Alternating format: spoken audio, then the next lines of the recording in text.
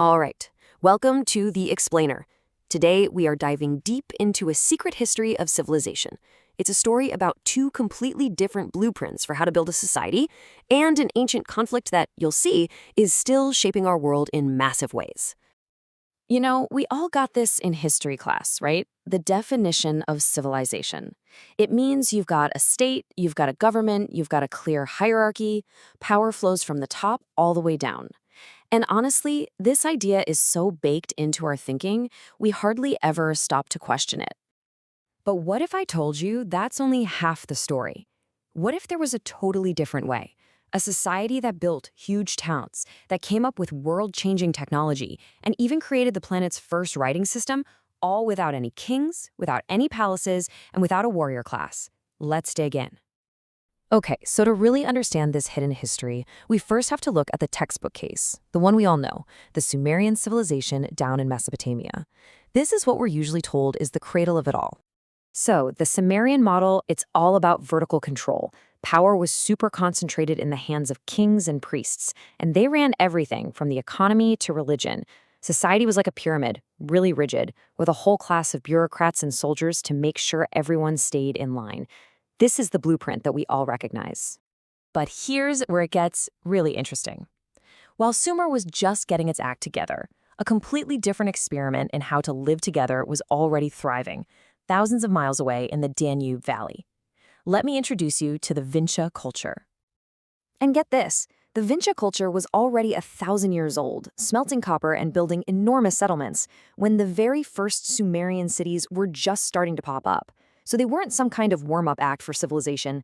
They were a civilization, and a very different kind.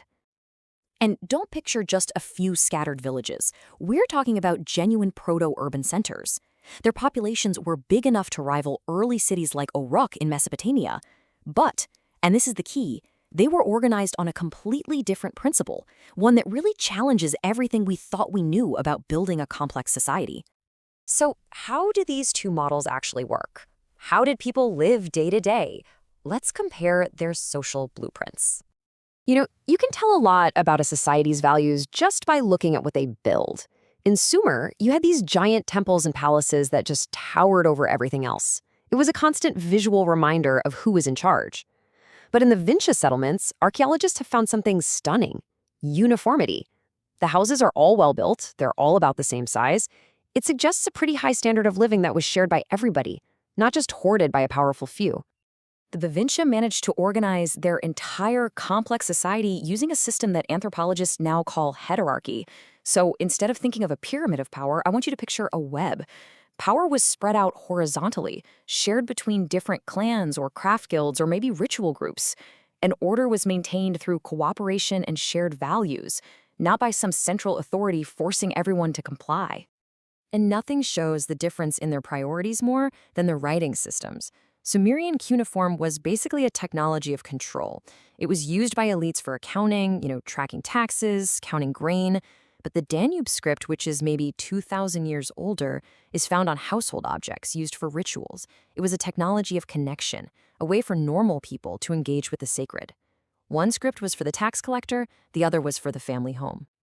So, here's the big question, right? If this egalitarian Vinča model was so successful for so long, why are we all living in a world that looks a whole lot more like Sumer?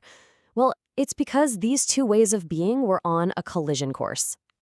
Right around 4500 BC, a new culture storms onto the scene. These were the so-called Kurgan people from the Eurasian steppe. They were horse riders, they were patriarchal, and they were highly militarized. And for decades, this was just a theory, but recent genetic evidence has shown it was much more than just a simple migration. Yeah, ancient DNA studies have revealed a number that is just staggering. In some parts of Europe, up to 90% of the existing male genetic lineage, so the DNA of the Vinča people and their neighbors, was replaced by these newcomers from the steppe. This wasn't a peaceful merger. It was a demographic takeover, and it was almost certainly violent. So the Vinča faced this impossible choice. When a hierarchical warrior society shows up, it creates something called a ratchet effect. See, to defend yourself against an organized army, you pretty much have to create your own organized army. To fight a state, you often have to become a state. And the decentralized, cooperative Vinci society, well, they couldn't mount that kind of defense without betraying the very principles their world was built on. They had two options: become like their enemies, or just disappear. But the story doesn't actually end there. The Vinci culture, the hardware, was physically overrun, but its ideology, its software, it didn't completely vanish. It just went underground. And you can still find these faint, incredible echoes of it even today. Just take a look at the sacred symbols on this piece of Vinci pottery. It's over 7,000 years old. These beautiful spiral and geometric patterns, they weren't just for decoration. They were a rich symbolic language. Now, look at this.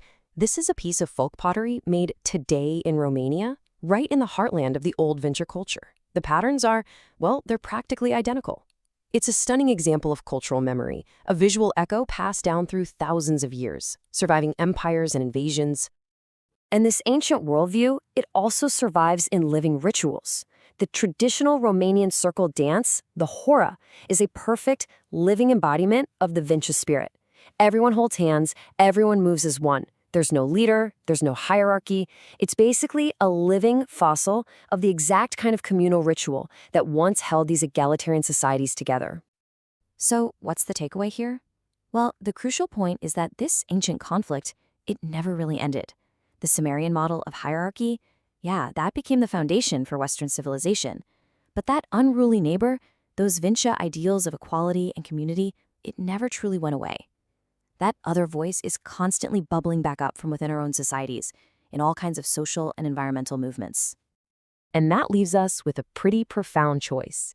The tension between the top-down state and the bottom-up community, between control and cooperation, is playing out right now inside our own societies. The unruly neighbor isn't some external threat at the gates anymore. It's a debate we're having with ourselves about what kind of future we want to build. A debate that started on the banks of the Danube over 7,000 years ago.